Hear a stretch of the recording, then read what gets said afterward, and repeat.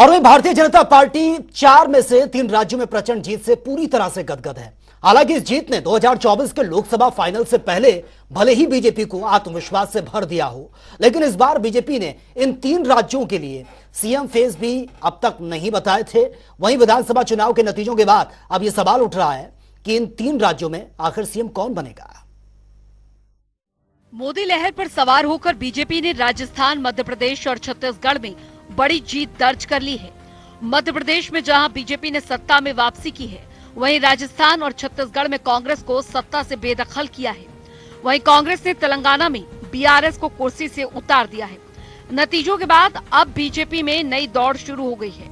ये दौड़ है मुख्यमंत्री की कुर्सी तक पहुंचने की। बीजेपी के इन तीनों ही राज्यों में पुराने और अनुभवी चेहरे हैं, लेकिन सवाल ये है कि बीजेपी पुरानों पर भरोसा जताएगी या फिर नए चेहरों को सामने लाएगी। वैसे बीजेपी ने जिस तरह बम्पर जीत दर्ज की है और बीजेपी के ट्रैक रिकॉर्ड को देखते हुए इसकी संभावना ज्यादा लगती है कि बीजेपी नई लीडरशिप तैयार कर सकती है।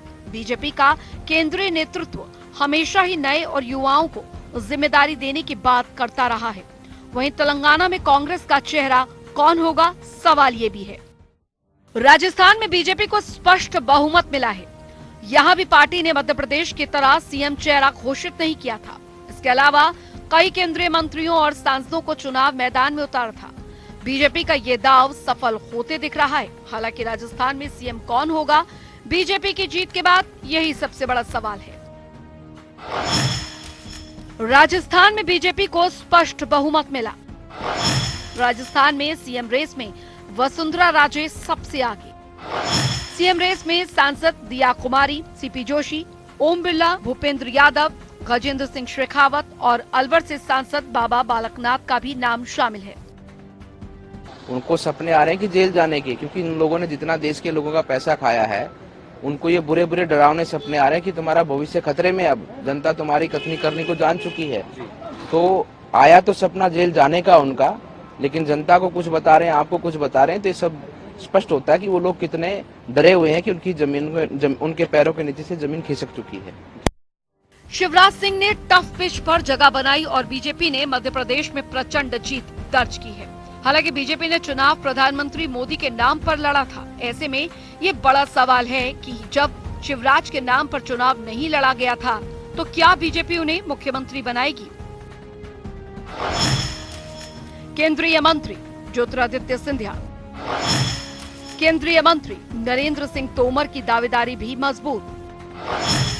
कैलाश विजयवर्गीय से लेकर प्रदेश अध्यक्ष वीडी शर्मा का नाम भी शामिल। ओबीसी नेता के तौर पर प्रहलाद पटेल से लेकर आदिवासी नेता फग्गन सिंह कुलस्ते का नाम भी शामिल। अपने 9.5 करोड़ जनता के परिवार को प्रणाम करता हूं। एक असाधारण और अभूतपूर्व विजय उनके आशीर्वाद से भारतीय जनता पार्टी को मिली है। प्रधानमंत्री श्रीमान नरेंद्र मोदी जी के प्रति अगाध विश्वास और अटल श्रद्धा की यह विजय है। ये विजय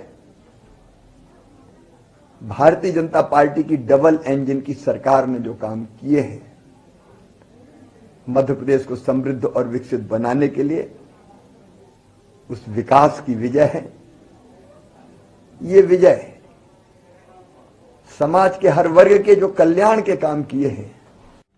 छत्तीसगढ़ में भी बीजेपी ने प्रधानमंत्री नरेंद्र मोदी के नाम पर ही चुनाव लड़ा और जीत का श्रेय भी मोदी और मोदी की गारंटी को ही जा रहा है। यहाँ पर रमन सिंह 2003 से लेकर 2018 तक बीजेपी के मुख्यमंत्री रहे और इस बार भी चुनाव जीते हैं। हालांकि बीजेपी फिर से उन्हें मौका देगी, इस पर संशय भी है।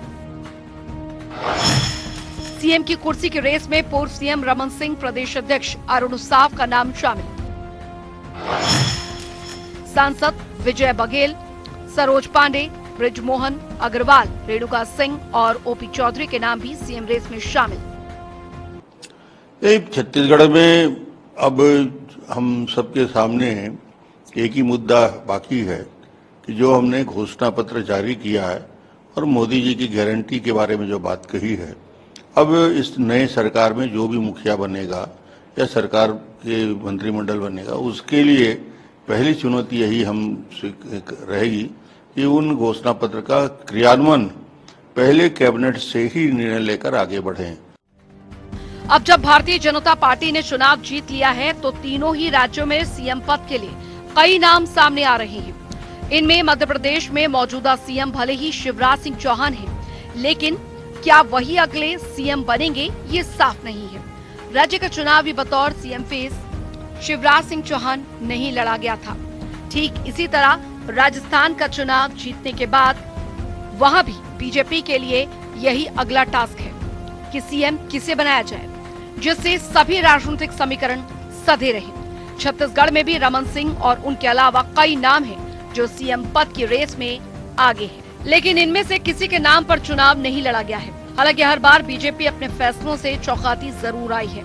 पिछले कुछ सालों में गोवा, छत्तीसगढ़, महाराष्ट्र, यूपी, हरियाणा, त्रिपुरा समेत तमाम राज्यों में बीजेपी ने जिस तरह से नए चेहरों को सीएम बनाया, उसी तरह मध्य प्रदेश, छत्तीसगढ़ और राजस्थान में भी नए और चौंकाने वाले चेहरे सीएम की कुर्सी पर दिख सकते हैं।